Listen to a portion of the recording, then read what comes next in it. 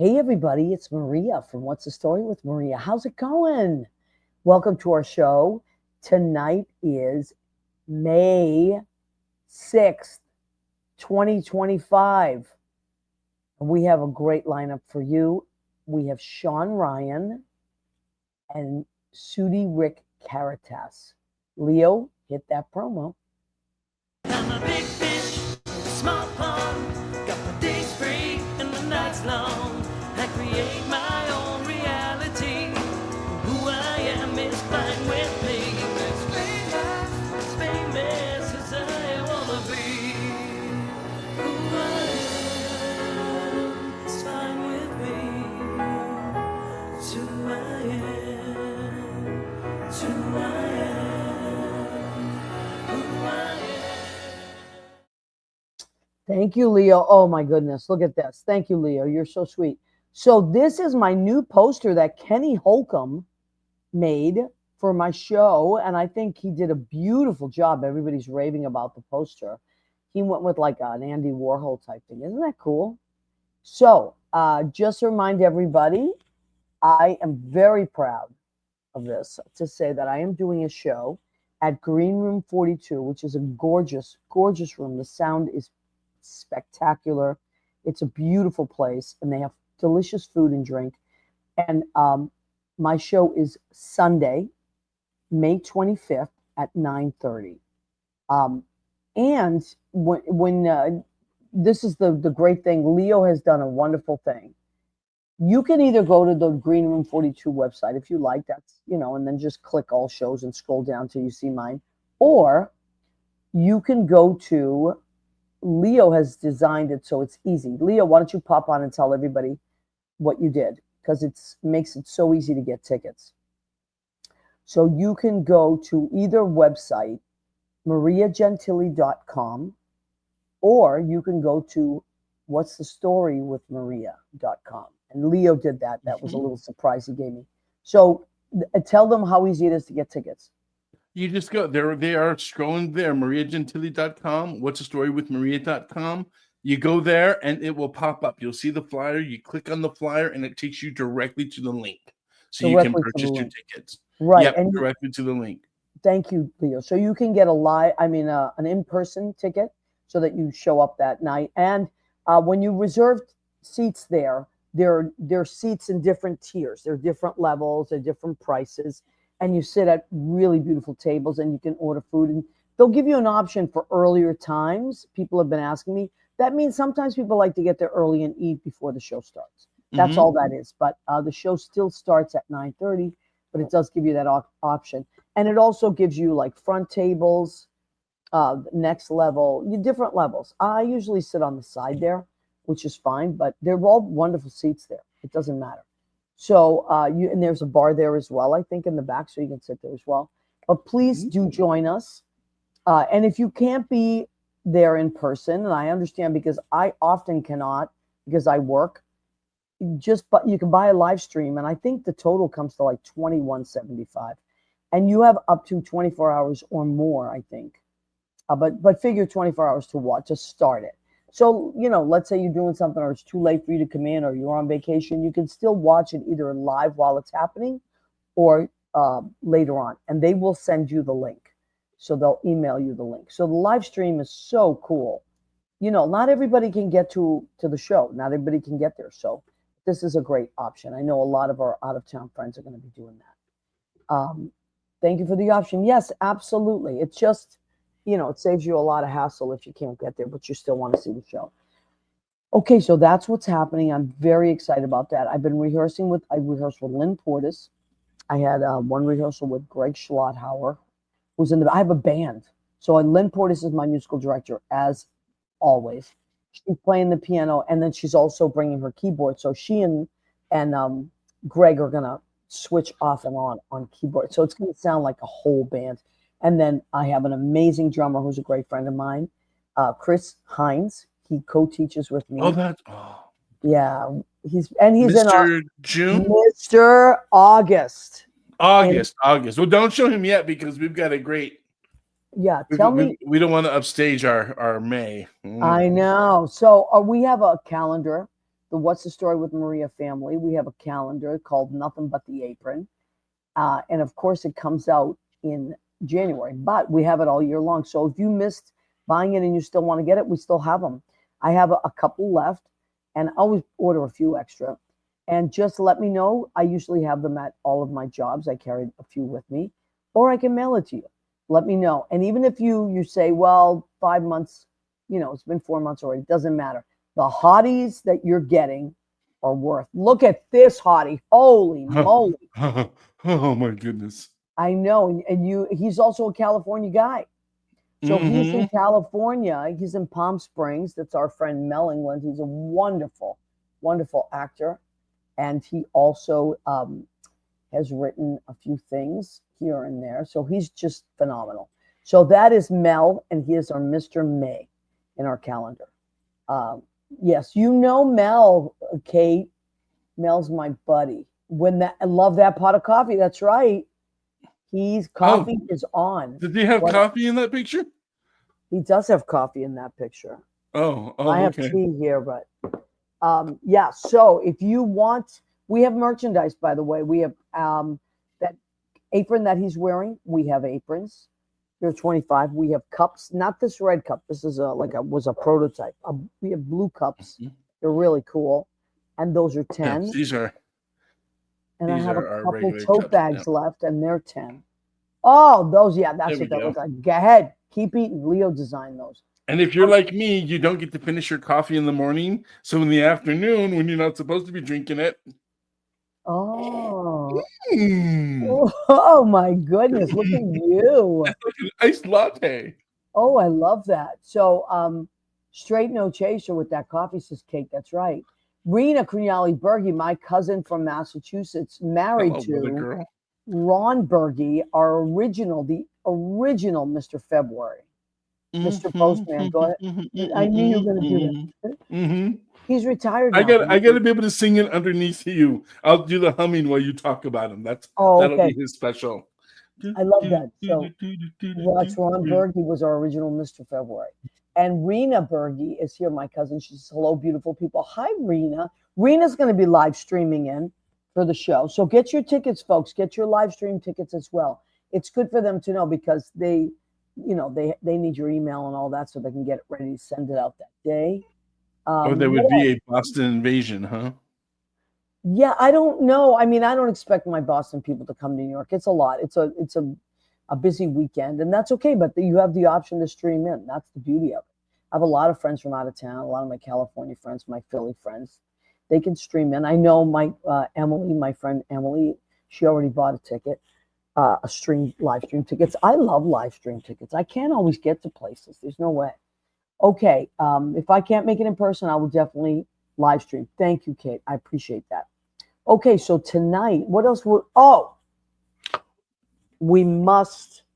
So it's tourist, right? Tourist season, of course. And we have so many tourist friends. Shanna Sharp, Darius Frowner, Darcy Blakesley, Jerry Diefenbach. Lots of tourist friends that have been on our show and that we love.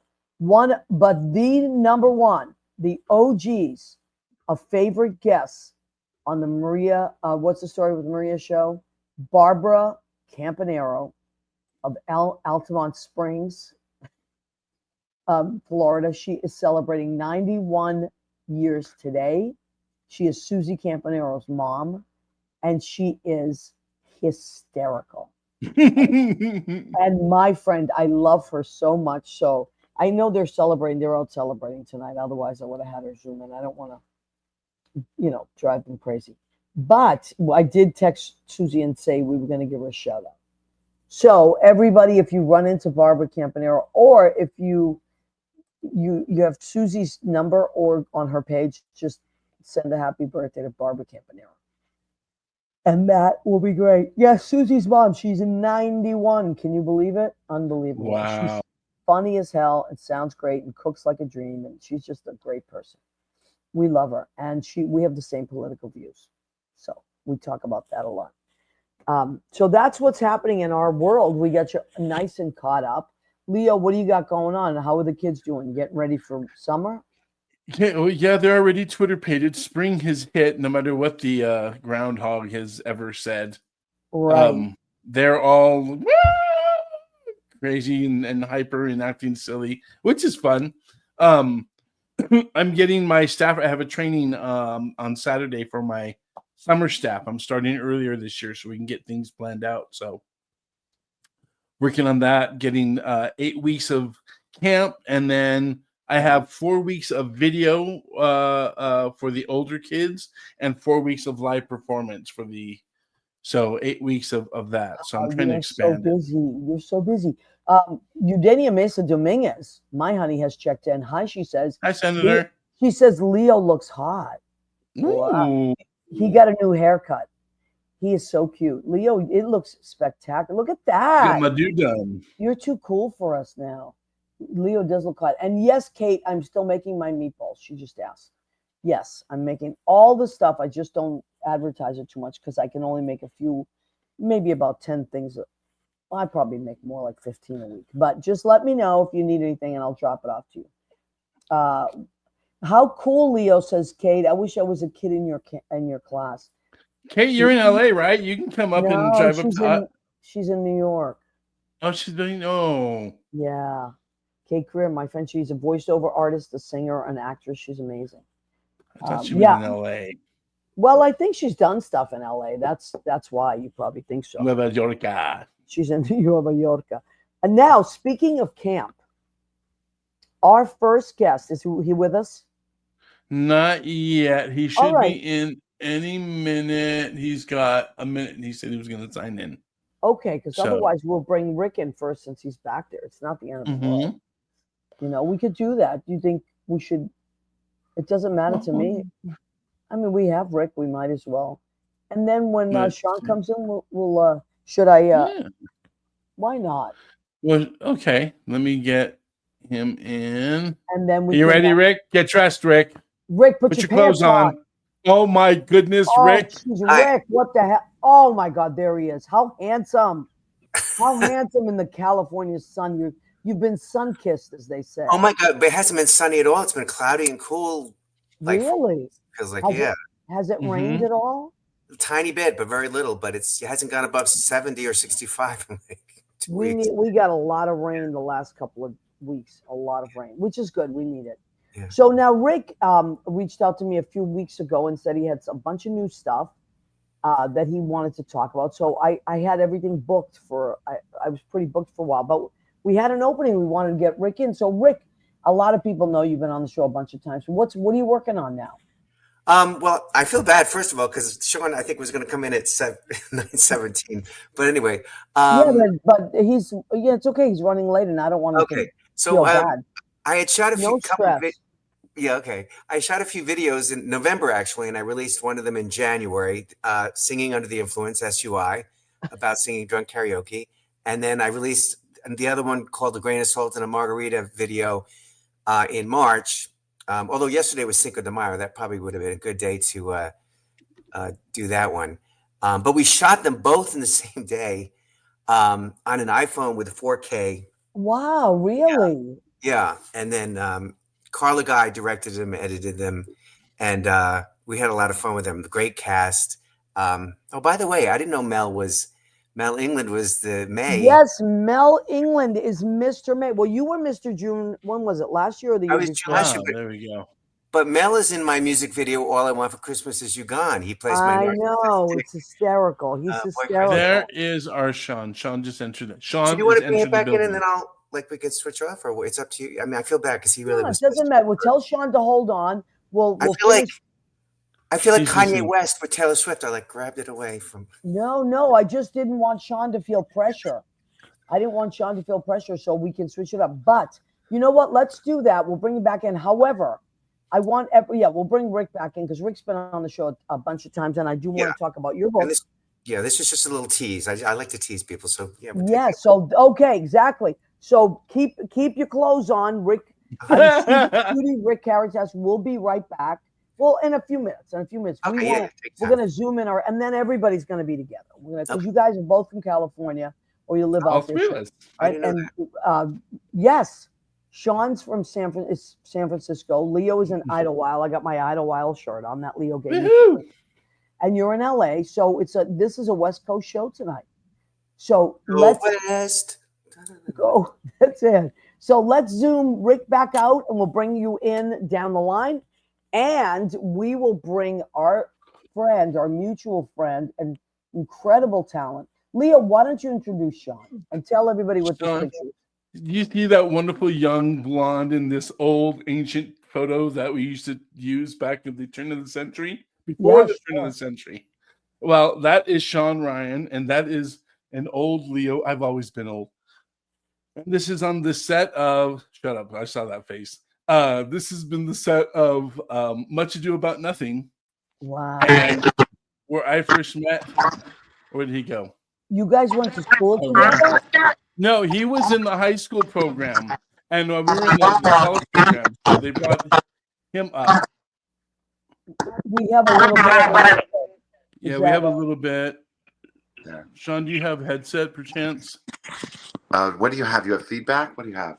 We had a little bit of feedback, but a little bit of better feedback. now. Sounds better now. Yep, better now. There we It's go. Okay. okay. Oh, good. Oh, good.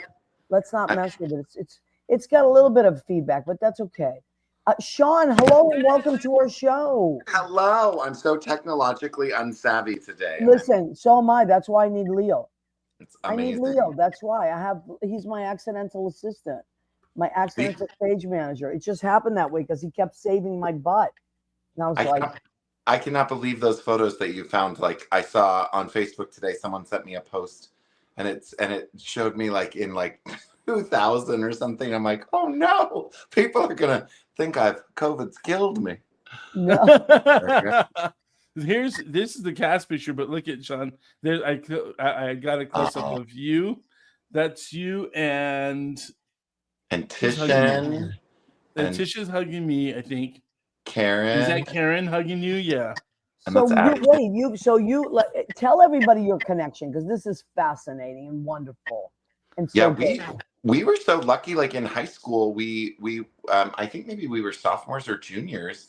A bunch of us went to Cal State, what was then called Cal State Hayward, and they had a Shakespeare competition, and they invited all the high schools, and we went, and I think Leo was one of the judges and was one of the students there at the school, and then they invited some of the high school kids to come and perform in their summer rep, and we got to do, I only got to do one of the 3 shows, but I think all of the rest of my friends got to do like all 3 shows, and it was sort of like our summer stock. You know, wow, sort of be learning all of them at the same time. And that was in 1943.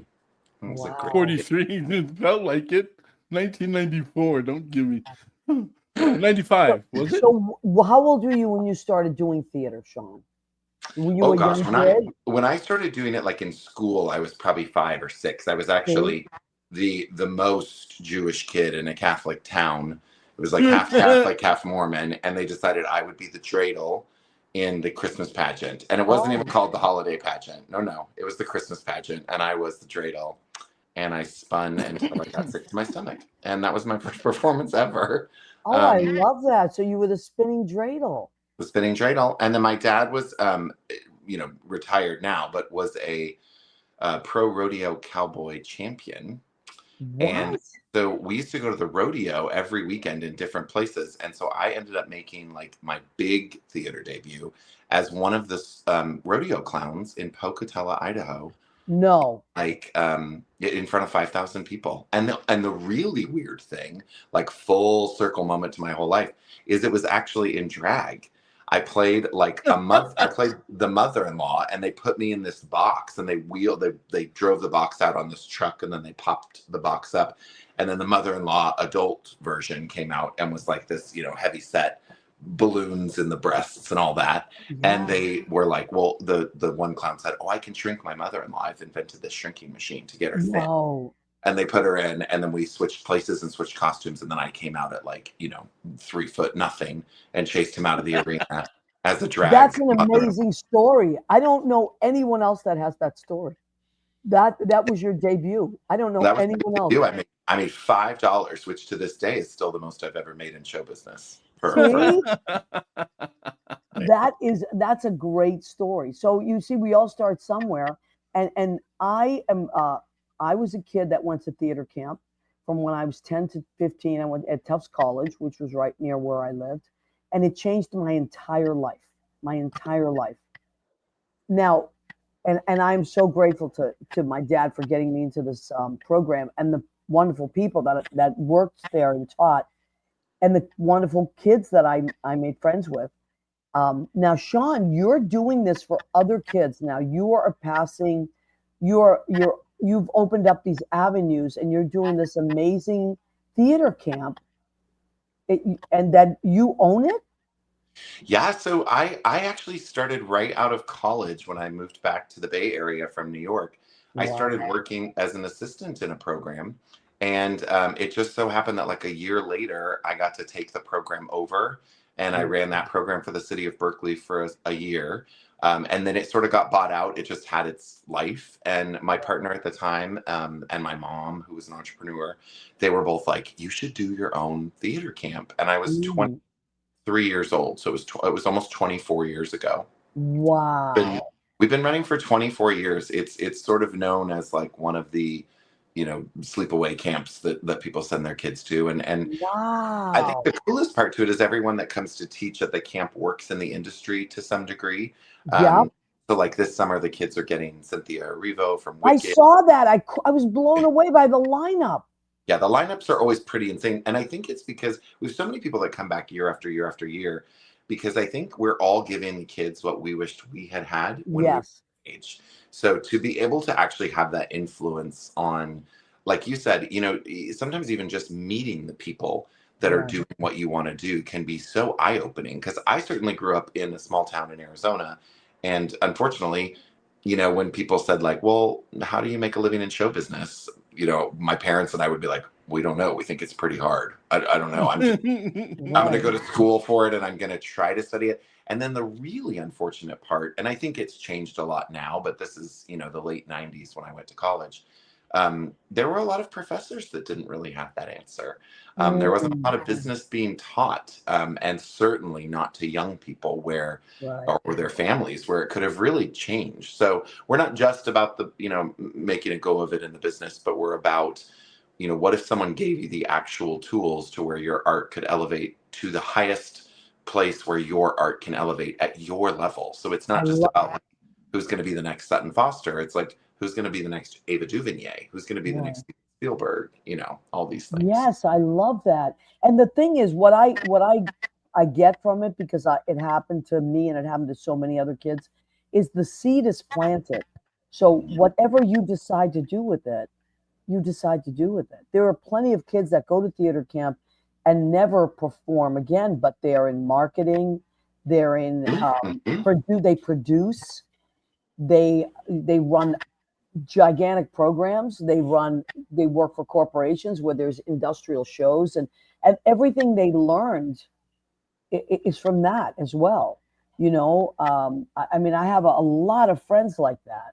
And so it's not just about the performing. Theater camp and theater training can serve you for the rest of your life in so many ways.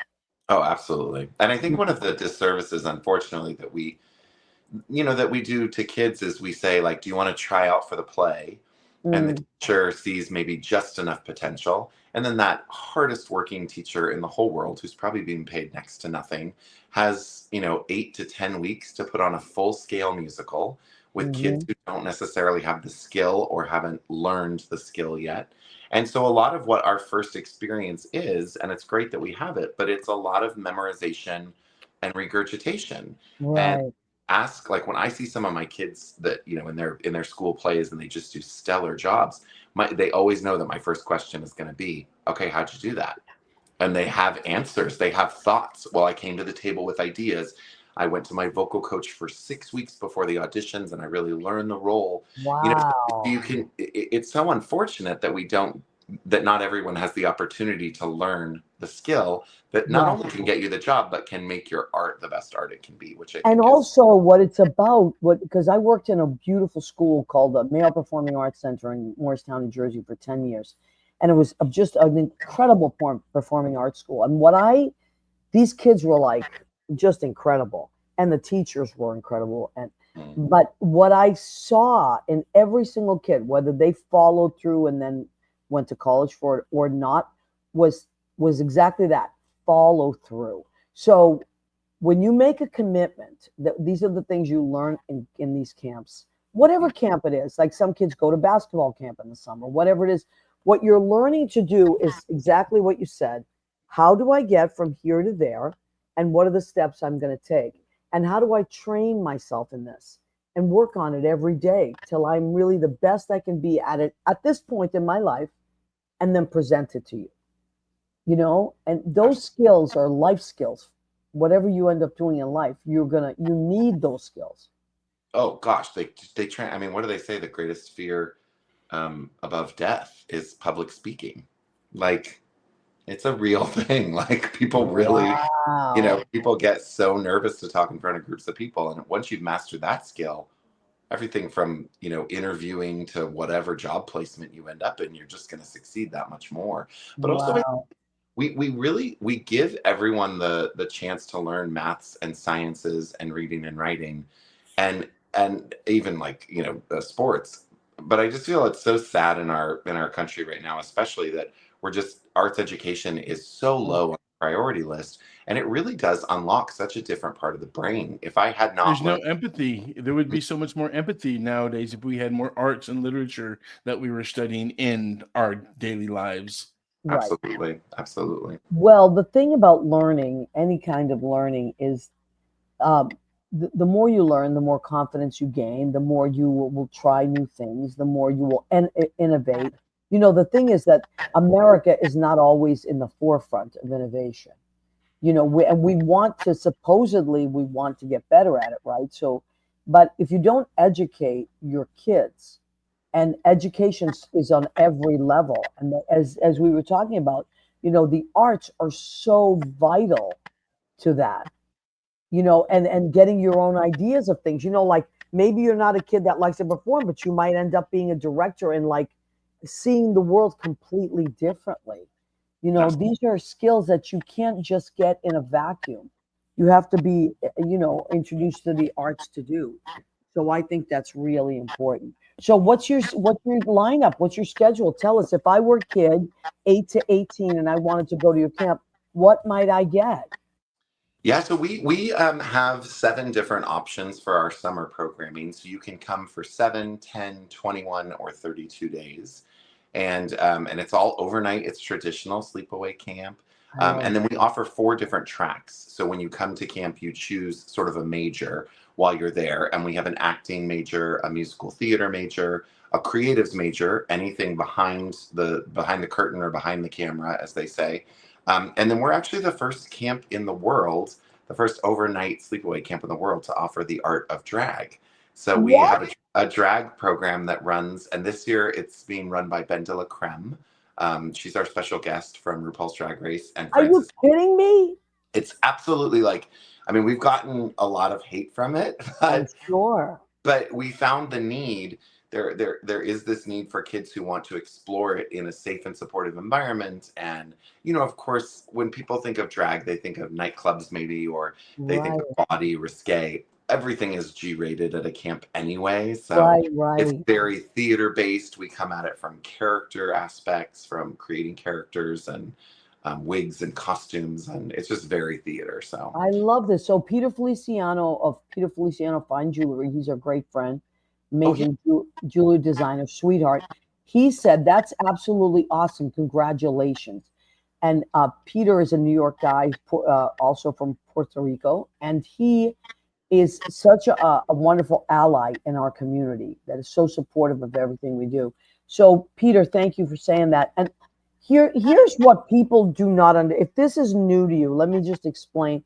Theater is old as time, right? Theater is one of the first. It started in ancient Greece, and as way back as you can think, there were performers like you talked about, being the clown that was dressed as the mother-in-law. There were performers that dressed in drag. It's costumes. It is acting. It's called theater. People have to stop thinking of it as something that is so scary. Look, I mean, some of us are gay and some of us are straight. That's a whole other set of challenges. But to just put everything in the same category of like nobody's coming after you. This is giving kids a beautiful chance to express themselves in a safe environment. I think it's wonderful. It's so fun. And in any whatever track they choose, it's a completely safe and supportive environment. It's we're also one of the first sleepaway camps in the world to offer all gender housing. So the idea being like if whether or not you're, cis or non-binary or trans, we just want to make sure every kid feels like everyone's got their back. Like That's this is a so place great. where, we don't have obviously we don't have things like bullies or anything like that. It's theater camp.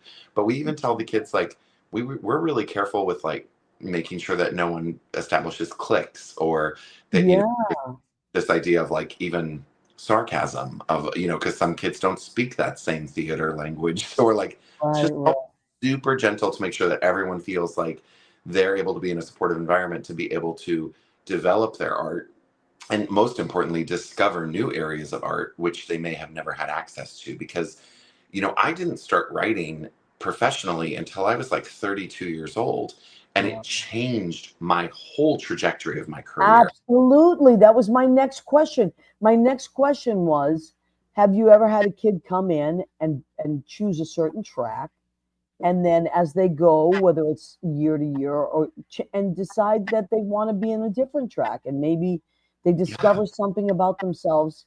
I love that. Absolutely. Yeah. Because we all should be. I mean, I think we're all introduced to theater for the most part through musical theater, because that's what the high Mhm. schools are doing. We're all producing Grease or Anything Goes. And that's a fun start. But realistically speaking, not all people who are going to be in the arts are musical theater people. And so why not give a 10-year-old a screenwriting class? And in our case, we actually have this whole screenwriting course during the summer Incredible. and then during the winter time, they actually get to come back and they get to make their films with mentors, with people from LA and New York and San Francisco who come and help them learn what filmmaking is. And then they get to have this amazing film festival I think it's usually in March. And here you get 250 people gathered to watch the films that these kids have created. Oh And my for me, like it like makes me have chills every time because I remember the first time I saw myself as an extra in a feature film when I was like right. 24 years old. And it was again like one of those life-changing moments. Why can't we give those experiences to a 12? Right, absolutely. And it's just, and again, it's follow through to say, this is something, a vision I have. Okay, and then what do we do about that vision? What are the steps we take to make it happen? And then to see it all the way to completion, and then everyone else gets to see what existed only in your head, and Yeah. now it's on paper, and then it's on film. I mean, that is incredible.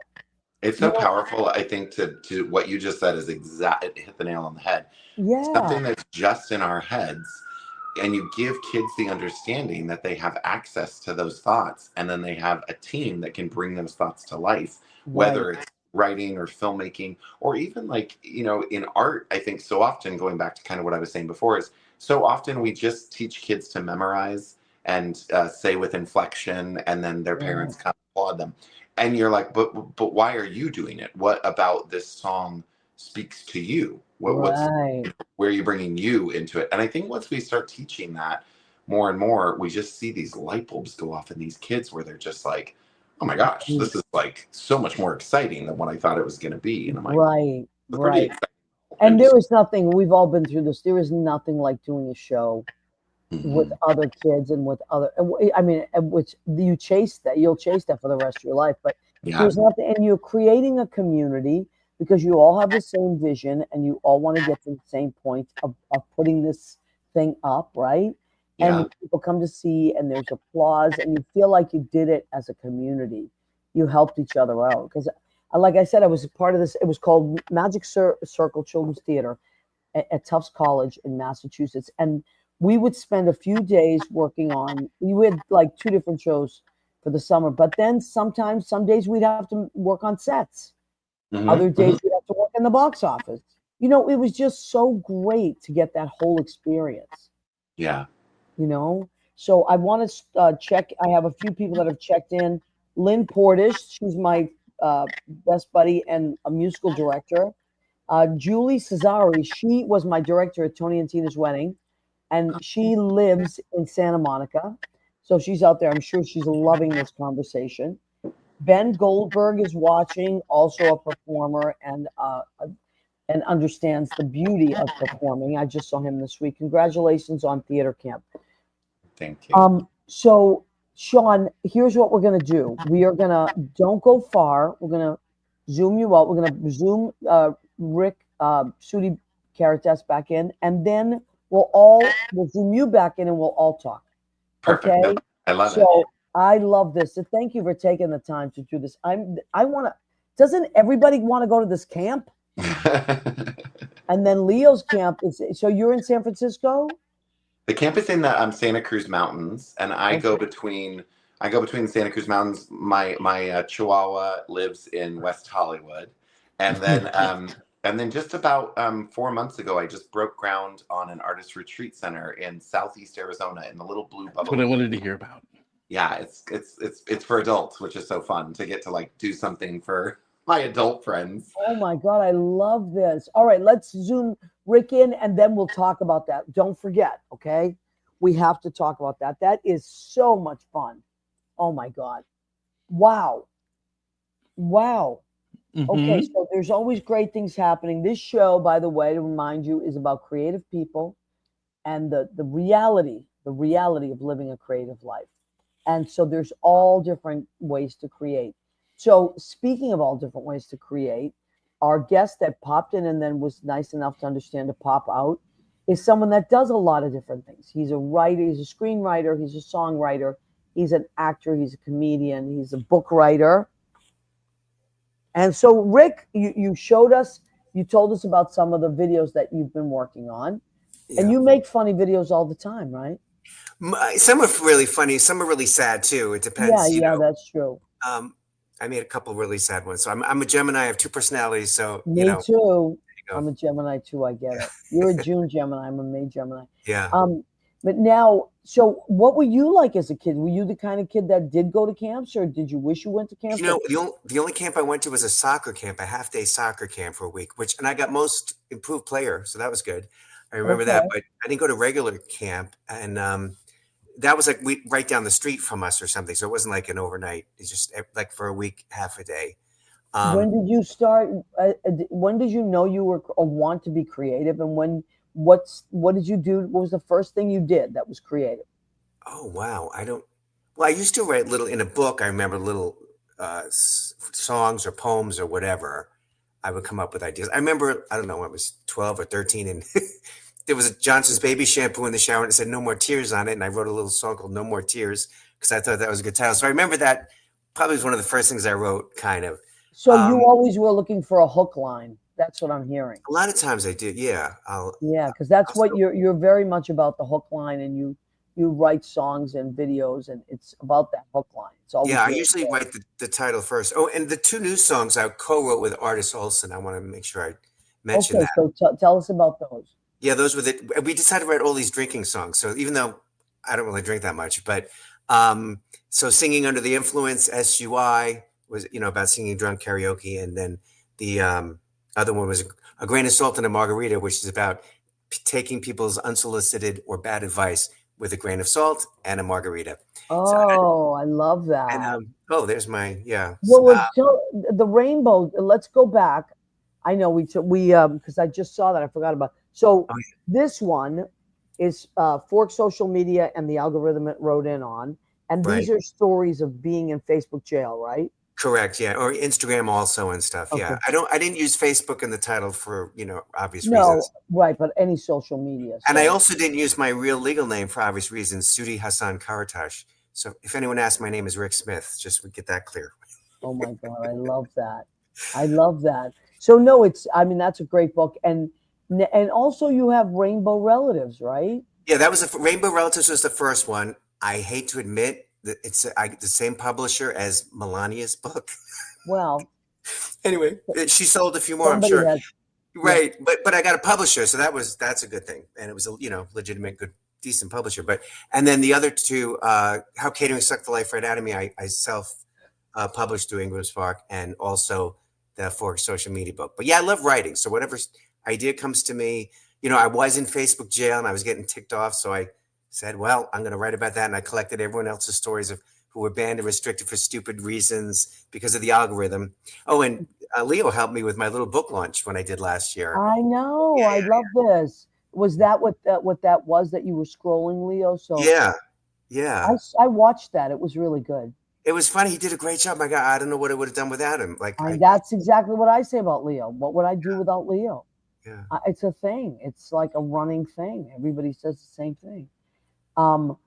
Okay, so you're someone that likes it. When you start off writing a book, you have the title in your head, I think, right?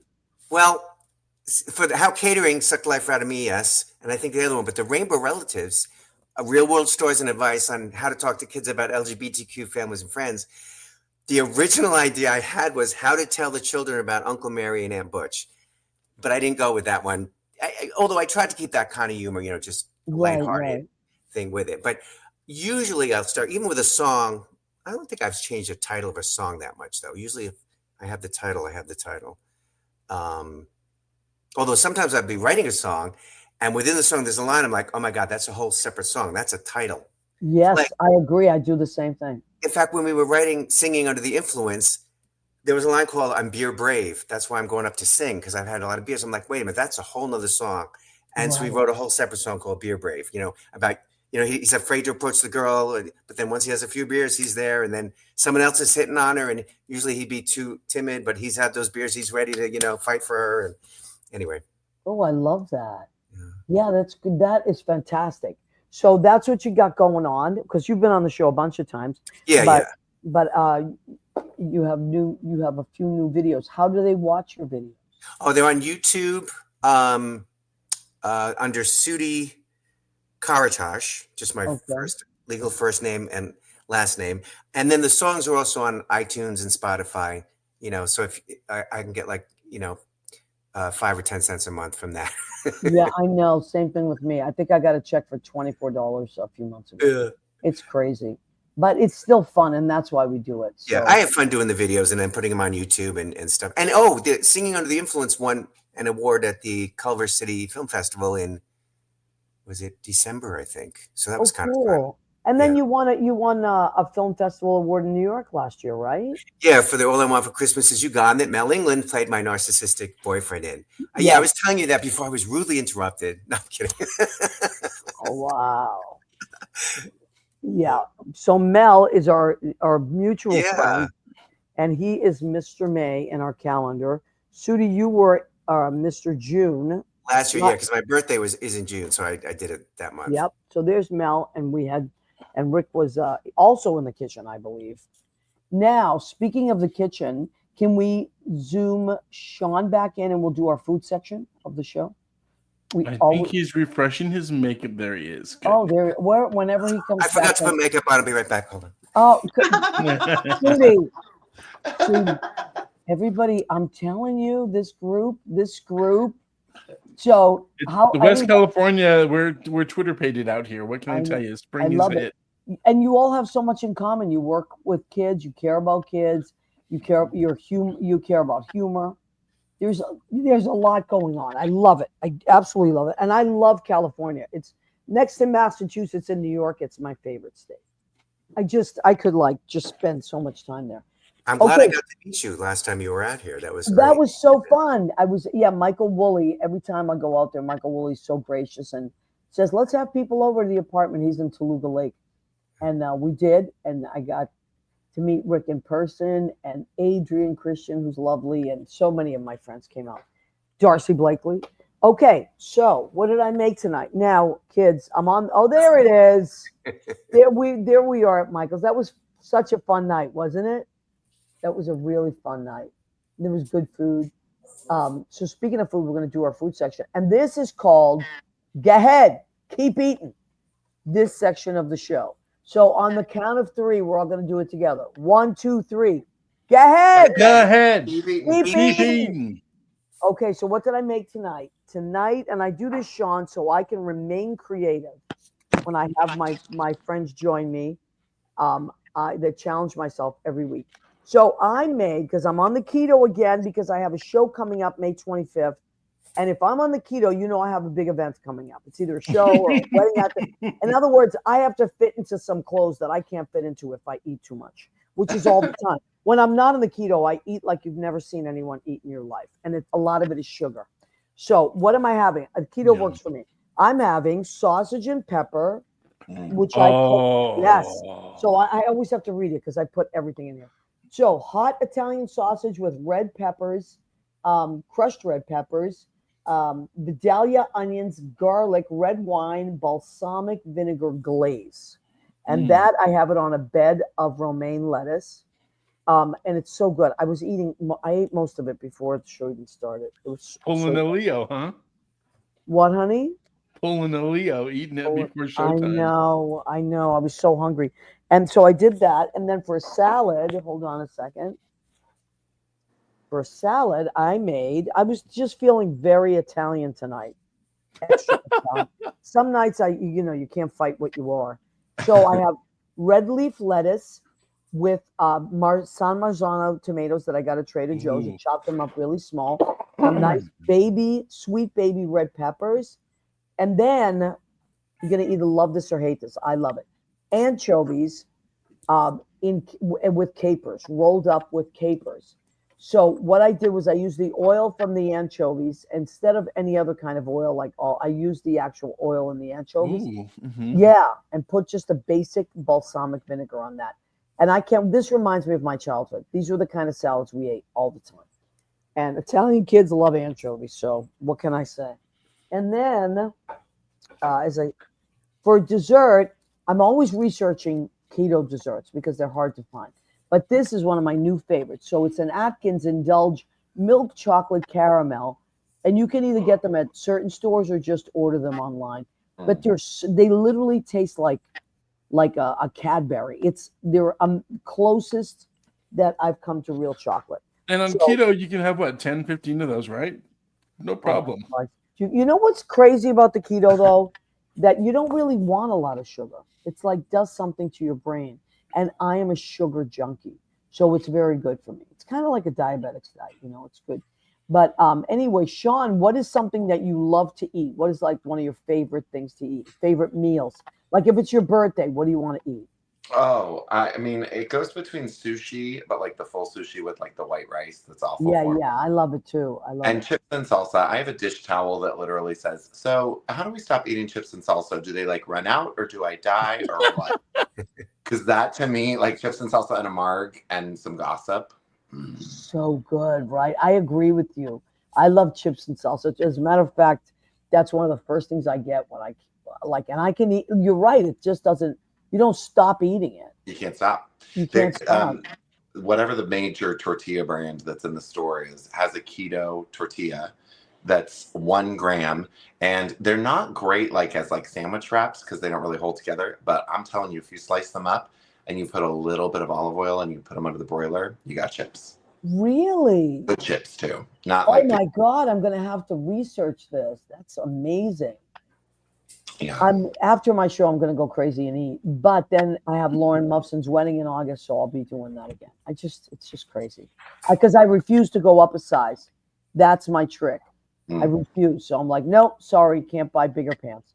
But anyway, Rick, what do you love? What if you're I just did something great, I'm going to have what? Well, I'm half Turkish, so I probably should say shish kebab. I love Turkish food, by the way. With lamb, as opposed to... Well, both are good, and I don't have it that often, so it's kind of a nice, I've only made it 2 or 3 times in my life. But my mother, who's not Turkish, would make it quite often. Because your dad, she wanted to cook. Yeah, my dad was Turkish. Yeah. Wow. And go ahead. No, I'm half Turkish, and I wrote with a Greek friend of mine a script, My Big Gay Turkish-Armenian Wedding Fiasco. I don't know if it'll ever get made, but anyway. Listen, I would watch it. Hey, you wrote a movie as well, right? The Prada movie? Walk a Mile in My Pradas, yeah. Not to be confused with Devil Wears Pradas with Meryl Streep that did slightly better. But it's still on Amazon Prime, the Tubi TV and YouTube Premium. Cool. So, yeah. Walk a Mile in My Pradas. And Tom Arnold is in it and Dee Wallace. It's a fun... And Bruce Valanche, who's They're so nice people, both of them. Yeah. There was another actor, wasn't there, that you had in a soap opera actor? Nathaniel Marston, yeah, he was Nathaniel Marston. That's Yeah, right. he passed away a few years ago, which is really sad. Yep, I remember that. He was One Life to Live. That's how I know. Yeah. Wow, this is great. So yeah, Turkish food. By the way, I not just discovered Turkish food. I discovered it a few years ago. I'm crazy about it. And the Turkish desserts, I go to this bakery all the time in Cliffside Park, New Jersey. I've never had anything like the Italian desserts are phenomenal. I love those too. But Turkish bakeries, you guys, if you ever come across one, just like don't just pull in like and park in, and get ready to spend a lot of money because everything is like a masterpiece. It's not doesn't just taste good; it's actually gorgeous.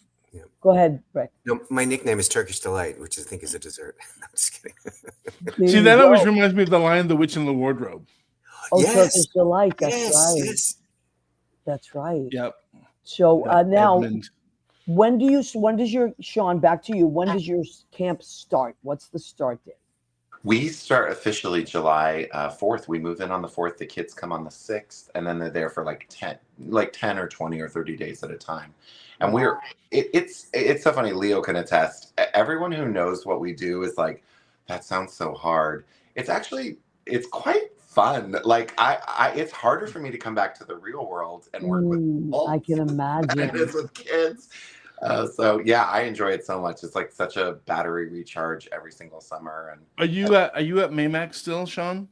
No, we're at Mount Cross in Bentonville. Okay. Yeah. How about Semper Virens? Do you go back? Well, if there's Semper Virens, wasn't that the one that I think that burned almost? Yeah. Yeah. I don't know if they'd rebuilt or not. No. I think that the state was already ready to take that over as a parking lot, as the state likes to do. So there were some summers where our camp we would move, like we would rotate different places. So we would be at Maymac, and then we'd go to Semper Virens, and they would be at Maymac, and we would switch out. Leah, when does your camp start, honey? You start. Well, my camp is separate from the one that was U camps. When Doug was here a couple of weeks, that we would do this in roundabout during summers. My camp now for the kids where I'm working starts. When do we start? June 9th. Wow. And then we go all the way through August 1st. So I have 8 weeks of but mine's a day camp, so I get to come home. Right.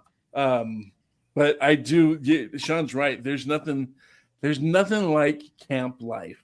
Yes. Because you're there and it's positive and it's wonderful and everybody is supportive and these kids get to shine and show who they really are and be appreciated about it from staff and from other from their artists and stuff. And so when you leave there and you come back to camp, I remember and I'm sure you have the same social media. Everyone's texting each other, "I miss you," and cheers and camp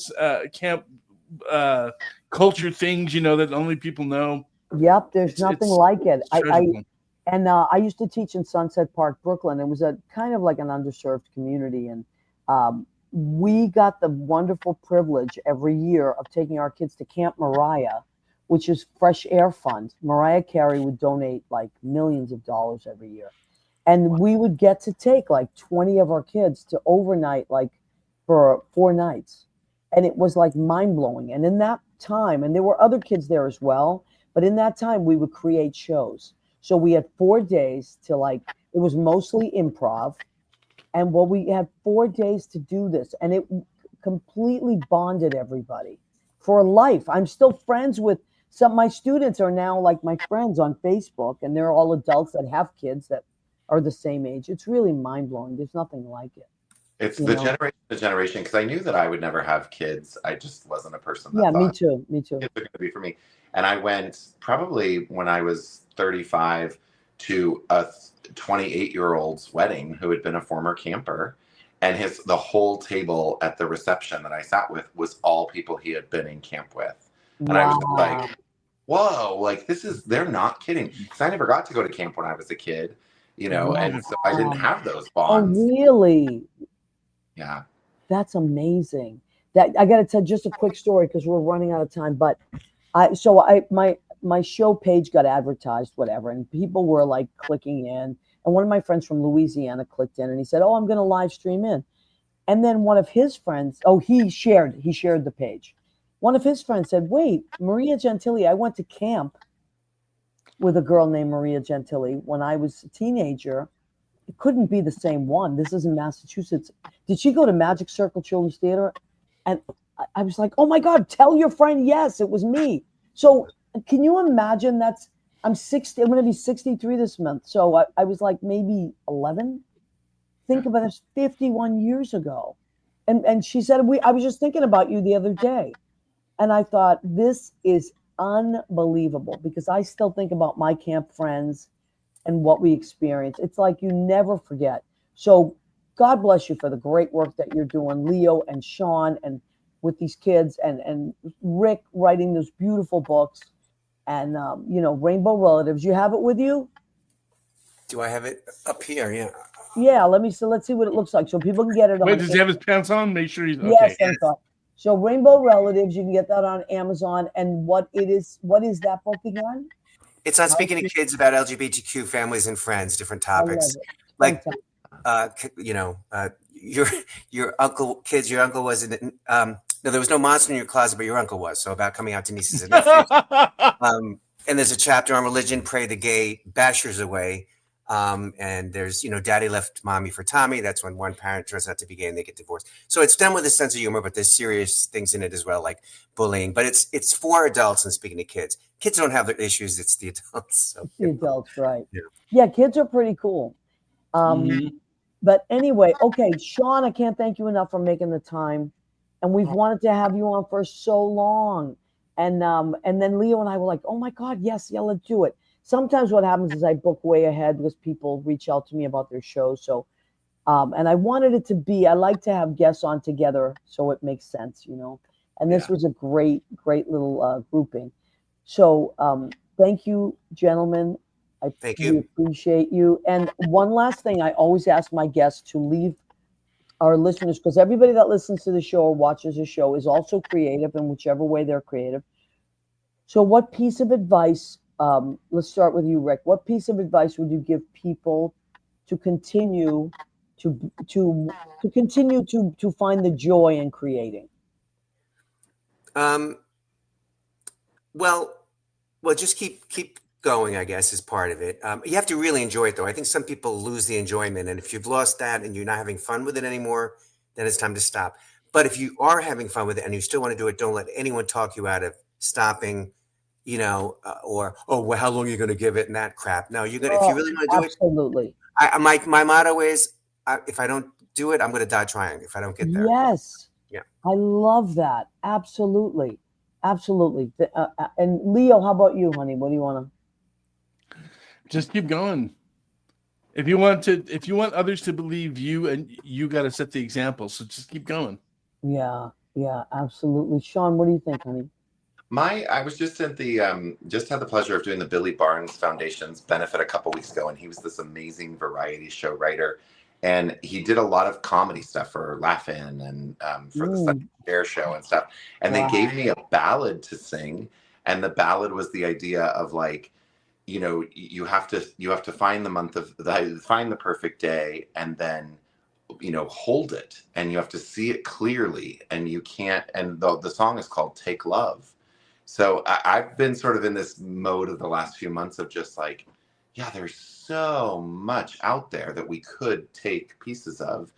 So I'm just constantly trying to find the love, the great people, the people I connect with, the moments I connect with, and then just. By the way, I can't believe we didn't even talk about it. Shawn is an incredible singer. Oh, incredible singer. No, that's not debatable. So, and because we were focusing on the camp, we didn't talk about that much, but you can look. Shawn, do you have a website or anything that people can go to? Oh yeah, I'm on all the Spotify's and the iTunes and all that. We have a live album called Shawn Ryan Live, but it's not so safe for work. I think I'm in Rick's line of work. That my most popular song right now on Spotify is "All I Want for Christmas Is My Foreskin Back." So yeah. Okay, well, listen, we can have whatever wishes we want. That's it. We're allowed to wish. All right. So so Maria, funny. can we give Yes, a shout go out ahead. when because I forgot? Rest in peace, Ruth Buzzy. Oh my God. I have to tell you a quick Ruth Buzzy story. Thank you for remembering. So when I was in Tony and Tina's wedding, I was in it from 91 to 98. It was an improv show. We walked through the streets of New York. We went to the church. We did this, and then we brought the audience with us, and the audience became part of the show, like it or not. And we never broke out. So one time we're walking through the streets of Greenwich Village, and who should appear beside me? Ruth Buzzy, saying, "What's going on? What's happening here? Is this a wedding?" And I said, "Yes, and you're coming with us." And she was like, "I don't have anything to do." Okay. And I literally scooped up Ruth Buzzy, brought her into the show, sat her down, and she hung out. And people thought that she was part of the show. They thought, "Oh wow, they got Ruth Buzzy. Wow." First of all, for the first hour, she was baffled by what was happening. She thought it was real. And then it started to dawn on her, and she was like, "Oh," and she went for it. She 100,000% committed to it. Even the dances, she was jumping in on all the tarantellas and everything. And I never forgot it. At the end of the show, everybody hugged her and said thank you. She was like, "This was amazing." And then she just went on her way. Oh, wow. And that was the first and last time I ever saw Ruth Buzzy. But isn't that a great story? A legend. She was a legend. A legend, absolutely. Well, sadly, we've come to the end of our hour. We thank you, gentlemen, so much for taking the time. I know, Leo, it's sad. I know. I hate this part of the show. I know, but it was so great. And then you can watch us. The show is archived. Leo puts it in on YouTube. You can watch all our shows. This is episode 397. And you can listen to it in podcast. And any of the podcasts, it's going to go into podcast. Leo will be working tirelessly on that after the show ends. Mm-hmm. So please listen to us, watch us, and come back every week. And if you miss us, it's okay, because you can watch us on Facebook, YouTube, and we love and appreciate you. So have a wonderful rest of your week. Thank you. You too.